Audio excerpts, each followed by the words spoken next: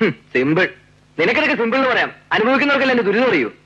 എടാ മണ്ട് ഗണേശ, തലയ്ക്ക് താഴ്ത്താമസം വേണം. നിന്റെ അപ്പന്റെ അമ്മയുടെ മുമ്പില് ഒരുത്തനെ കൊണ്ട് നിർത്തുക. എന്തിനാ? അവർക്ക് കാണാൻ മാങ്ങാത്തൊലി. എടാ റോഷ്നിയുടെ ഭർത്താവായിട്ട് ഒരുത്തനെ കൊണ്ട് നിർത്തുക. അതിന് റോഷിന്റെ ഭർത്താവ് ഞാനല്ലേ? നീയല്ല, വേറൊരുത്തൻ. അതങ്ങനെ വേറെ ആളാകുന്നു. നിന്റെ അപ്പന്റെ അമ്മയുടെ മുമ്പില് റോഷ്നിയുടെ ഭർത്താവ് പ്രദീപ് എന്ന് പറഞ്ഞുകൊണ്ട് ഒരുത്തനെ കൊണ്ട് അവതരിപ്പിക്കുക. പിന്നെ മേളിലത്തെ പ്രദീപിനെ കാണണം തുറന്ന് നിന്നെ മൂപ്പിലാൻ ശല്യപ്പെടുത്തില്ലല്ലോ. നിനക്ക് രാത്രി ഏണി വഴി കയറുകയും രാവിലെ ഇറങ്ങുകയും ചെയ്യാം. So simple.